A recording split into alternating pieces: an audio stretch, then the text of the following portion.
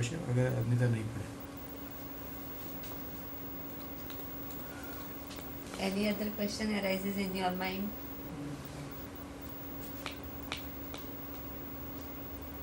Sir એ question એ પણ છે કે આપણે બહાર અહીંયા ઇન્ડિયામાં જે સ્ટડી થાય છે બીએસસી કે સાયન્સમાં કોઈ પણ ફિલ્ડમાં, એના કરતાં આઉટ ઓફ ઇન્ડિયા એટલે કે એબ્રોડમાં પ્રેક્ટિકલી નોલેજ લોકો પાસે વધારે છે. અહીંયા ઇન્ડિયામાં જેટલું પ્રેક્ટિકલ નોલેજ છે એના કરતાં ત્યાંના લોકો વધારે પ્રેક્ટિકલ નોલેજ ધરાવે છે. એના લીધે જે નવી શોધો થાય છે, કોઈ પણ નવું ઇન્વેસ્ટમેન્ટ થાય, કોઈ પણ થાય છે, તો એ બધું વધારે પડતું ત્યાં જ થાય છે. ઇન્ડિયામાં એટલું બધું નહીં થતું સર. તો અહીંયાની સિસ્ટમ ફેરવવું એવું લાગતું નહીં સર, સ્ટડી સિસ્ટમ? જો સિસ્ટમ ફેરવવી કે નહીં ફેરવી એની માટે તો હું મેડમ બધા નાના વ્યક્તિ છે બધું કહેવા માટે. ફેરવવાની જરૂર પણ છે, વાત સાચી છે. કારણ કે હજી જ્યારે અમે ઇન્ડસ્ટ્રી સાથે ઇન્ટરેક્ટ કરતા હોય ત્યારે એક જ વસ્તુ હંમેશા બધામાં આવે છે કે there is still a gap between what the industry requires and what the academic supply. બંને વચ્ચે ગેપ બહુ મોટો છે હજી. રિસર્ચ અભિગમ આપણો મસ્તો બી ઓછો છે. પ્લસ કદાચ એક વસ્તુ હોઈ શકે, મેડમ એજ્યુકેશનમાં વર્ષોથી છે, કહી શકશે કદાચ, કે આપણા જે ડિગ્રીઝ હજી આપણે ડિગ્રી અને માર્ક્સ ઓરિએન્ટેડ વધારે છીએ. આપણે જે ભણીએ છીએ એ ડિસ્ટિંક્શન લેવા માટે કે ફર્સ્ટ ક્લાસ લેવા માટે ભણીએ છીએ, નહીં કે નોલેજ માટે. Madam I agree, I totally agree with it. એટલા માટે પ્રેક્ટિકલ નથી થતું. ઇવન MBAના વિદ્યાર્થીઓ કે MCAના વિદ્યાર્થીઓ જે લોકોને 6 મહિનાનો પ્રોજેક્ટ્સ હોય છે, બરાબર, પ્રોજેક્ટમાં પ્રેઝન્ટેશન કેવું છે, કઈ પ્રકારના પેજીસ વાપર્યા છે, પાવર પોઈન્ટ પ્રેઝન્ટેશન કેવું કર્યું છે, કલર લેઝર પ્રિન્ટર વાપર્યું છે કે નહીં, આ બધી ઉપર વધારે ધ્યાન આપે છે. But when the sit in the viva, અને વાઇવામાં જો કોઈ કડક સાહેબ હોય તો ખ્યાલ આવી જાય કે એને પ્રોજેક્ટ કર્યો છે કે ખાલી ઉતારો કરેલો છે. એ 6 મહિના નોલેજમાં ઉપયોગ કરો એ વધારે, બાકીના વર્ષો એ વધારે ઉપયોગ થશે.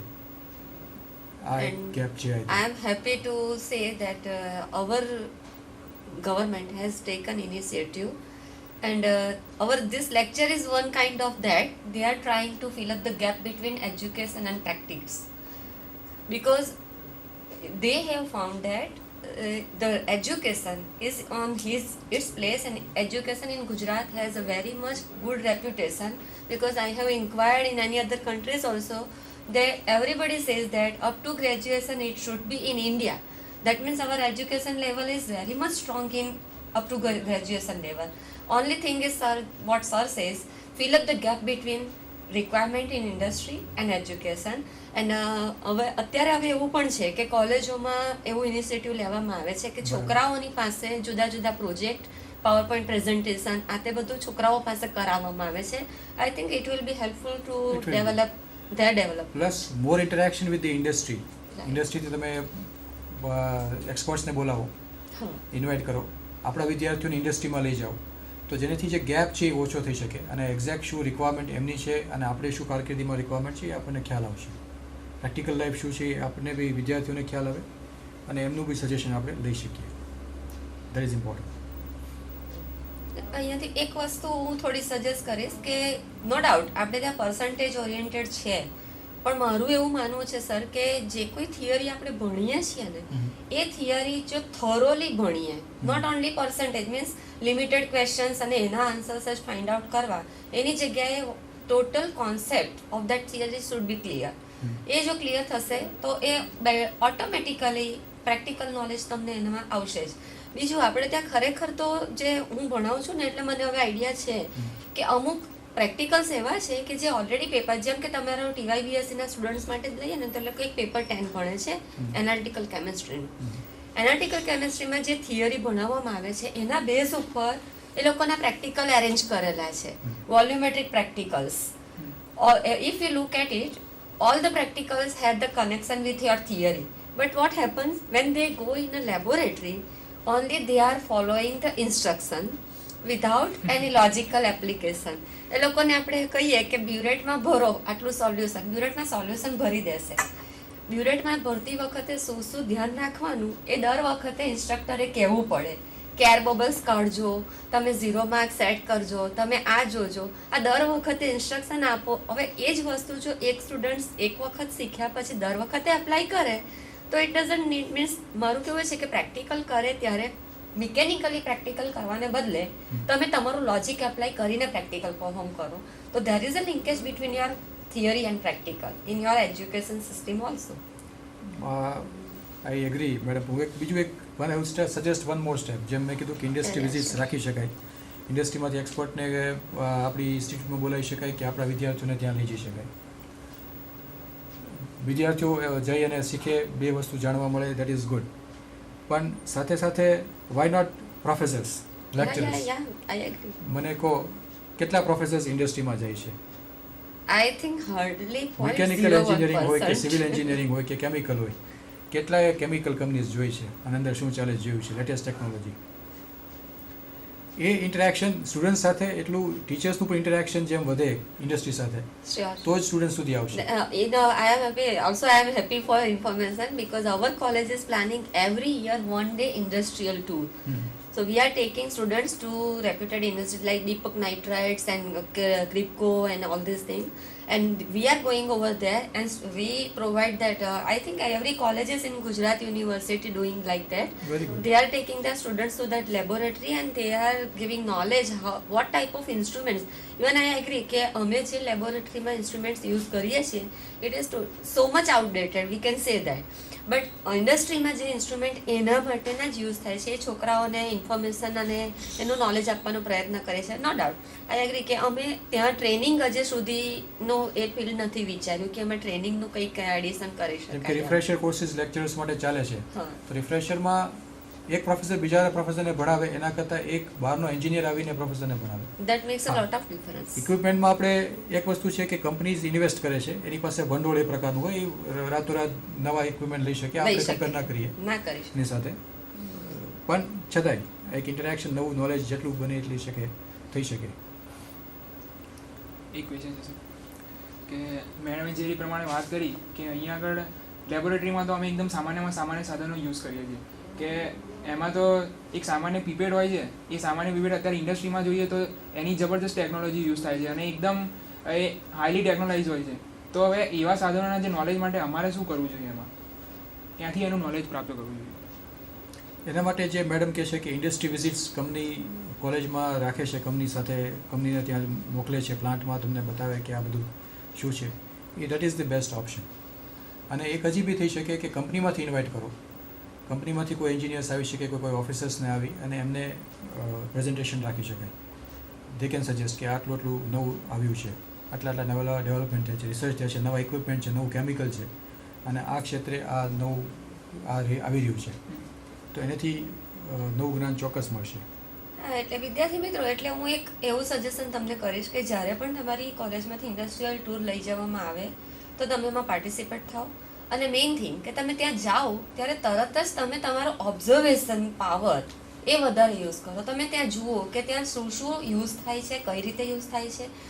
મેં અનુભવ કર્યો છે કે ત્યાં આપણે જ્યારે પણ જઈએ તો ઇન્ડસ્ટ્રીના જે કોઈ માણસો હોય છે, જે વ્યક્તિઓ હોય છે, એ તમને બધી જ ઇન્ફોર્મેશન આપવા માટે રેડી હોય છે. એટલે તમને ત્યાં જે કોઈ ક્વેશ્ચન એરાઇઝ થાય તમે એટ અ ટાઈમ ત્યાં પૂછી લો. તમે જેમ કહ્યું તેમ પીપેટ, ઇવન બ્યુરેટ પણ graduate burette, automatic burette, mechanical burette બધું યુઝ થાય છે. સ્ટરરની વાત લઈએ તો સ્ટરર પર ત્યાં એવા ઘણા તમે જોવા મળશે કે તમે જે આપણે અહીંયા ગાડી શક્ય નથી, સરે કહું એમ કે આપણી પાસે લિમિટેડ ભંડોળ હોય છે, એટલે આપણે એ બધા સાધન અહીંયા લાવી ના શકીએ. માનો કે એક સાધન 1 લાખ રૂપિયાનું હોય, એકવાર કોલેજ લે કદાચ, તો એને મેન્ટેન કરવું પણ કોલેજ માટે રિસ્પોન્સિબિલિટી થઈ જાય. બીજું કે એ 1 લાખ રૂપિયાનું ઇન્સ્ટ્રુમેન્ટ દરેક સ્ટુડન્ટ્સને તો અમે આપી ના શકીએ, અને એ વખતે આપણા લિમિટેશન્સ આવી જાય. તો એ તમે ત્યાં જાઓ છો ત્યારે તમે જુઓ અને ત્યારે એનું મિકેનિઝમ બરાબર સમજી લો. એટલે એવું રાખવું જોઈએ કે તમે જે કોઈ ઇન્ડસ્ટ્રીમાં જાઓ છો અને ત્યાં જે કોઈ ઇન્સ્ટ્રુમેન્ટ યુઝ થતા હોય એનું બરાબર નોલેજ મેળવવાનો ટ્રાય કરો.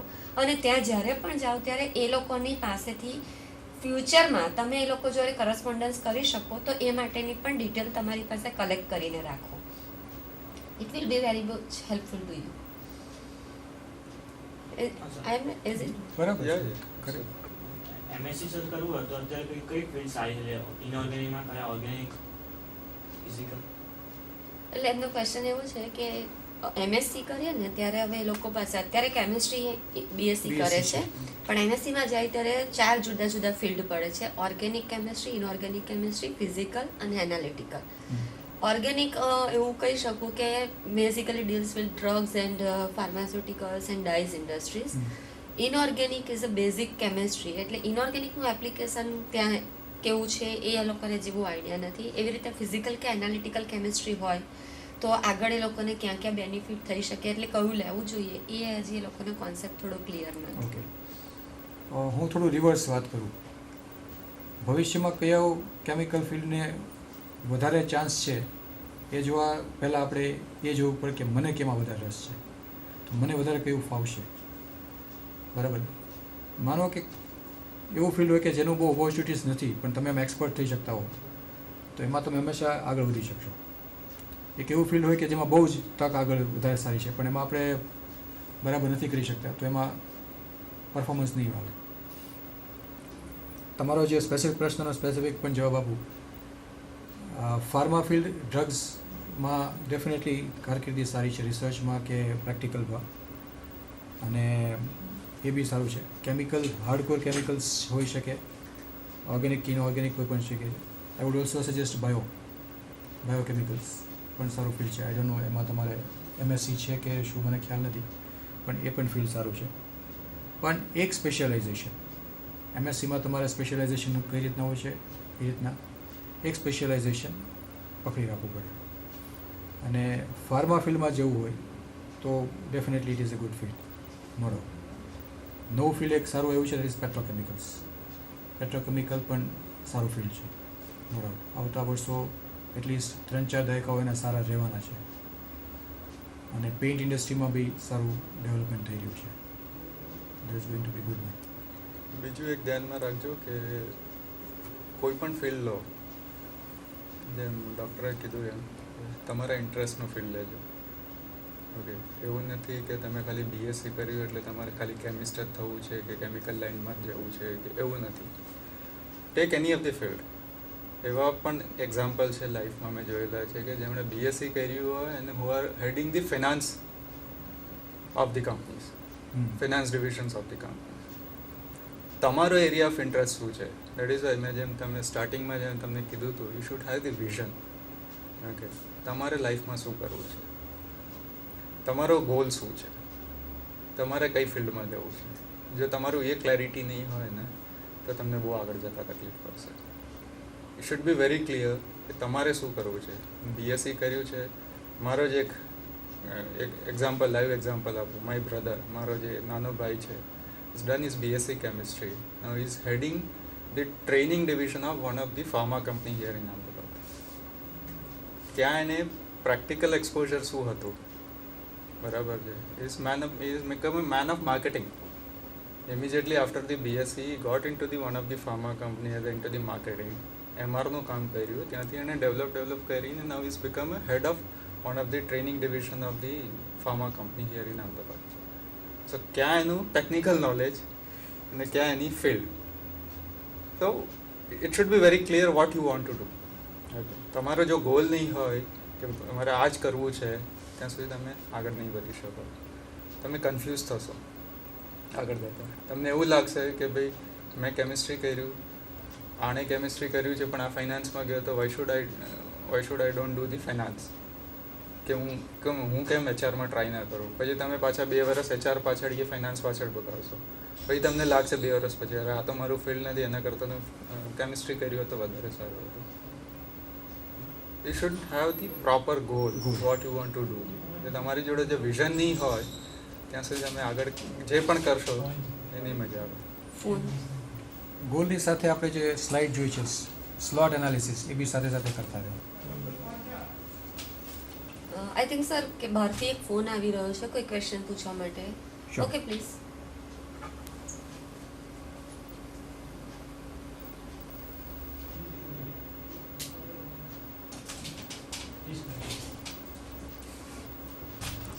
I can disconnect. Okay,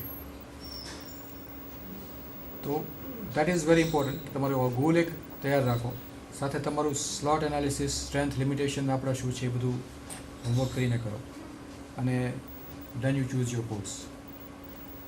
I hope I have answered your question correctly. એક જનરલ એક્ઝામ્પલ હું આપીશ એને માટે કે સપોઝ તમે વેકેશનમાં ટૂર પ્લાન કરો છો, બરાબર? તમે પહેલાં શું વિચારો? સૌથી પહેલો વિચાર શું આવે તમને? ક્યાં આગળ જવાનું? ક્યાં જવાનું, right? Means you will decide the destination first. તમારે આબુ જવું છે, તમે નક્કી કર્યું, Abu is your goal. Then you will try to find out on which way I can go, which way of transport I will use, where I will stay and what I will do. Means પહેલાં તો તમે આબુ જવાનું નક્કી કર્યું, તો લાઈફમાં એ જ રીતે તમે નક્કી કરો કે તમારે શું બનવું છે. એ નક્કી કર્યા પછી તમે નક્કી કરો કે એને માટે તમારી રિક્વાયરમેન્ટ શું છે. કે તમારે આ સરે કહું એમ એચઆરમાં જવું છે, તમારે તમે ડિસાઇડ કર્યું કે એચઆરમાં જવું છે, તો પછી તમે એના પર પછી જાઓ કે મારે એચઆરમાં જવું છે તો મારે શું શું કરવું જોઈશે, મારી પાસે શું હોવું જોઈએ, જે મારે એક્વાયર કરવાનું છે એના માટે મારી ડેવલપમેન્ટ કઈ રીતે હોવી જોઈએ. એટલે that is the simple example. You are applying that logic, setting the goal when traveling. Same thing you have to apply with your careers. I think it is very much simple example. Correct. કે જ્યાં સુધી vision નહીં હોય ને ત્યાં સુધી તમે કાંઈ જ નહીં કરી શકો. You get confuse. એટલે તમારું જે ઇનિશિયલ કેરિયર છે 2 વર્ષ 3 વર્ષ 5 વર્ષ પછી તમને એવું રિયલાઇઝ થશે કે મેં શું કરી લીધું. તમારો ઓલરેડી ટાઈમ હેઝ ગોન. બરાબર છે. So vision should be very clear. મને લાગે છે કે વિદ્યાર્થી મિત્રો તમારા જ રિપ્રેઝેન્ટેટિવ અહીંયા છે અને એમના મનમાં જે કંઈ ક્વેશ્ચન ઉત્પન્ન થયા એવા જ ક્વેશ્ચન્સ તમને પણ ઉત્પન્ન થતા હશે. અને કદાચ એવું હોય કે તમારા કોઈ ક્વેશ્ચનના આન્સર અમે અહીંયાથી ના આપી શક્યા હોઈએ તો તમે બેશક તમે લખજો, ક્વેશ્ચન પૂછજો ફોન દ્વારા અથવા તો મેલ દ્વારા, અને we are happy that we will try our best to give the answer for your questions. Sure. And once again, I am very much thankful to Dr. Hamid sir and Sunil bhai that giving such I think it is important information for our student how to go ahead and how to study. Thank you very much, sir. Thank you. Thank you.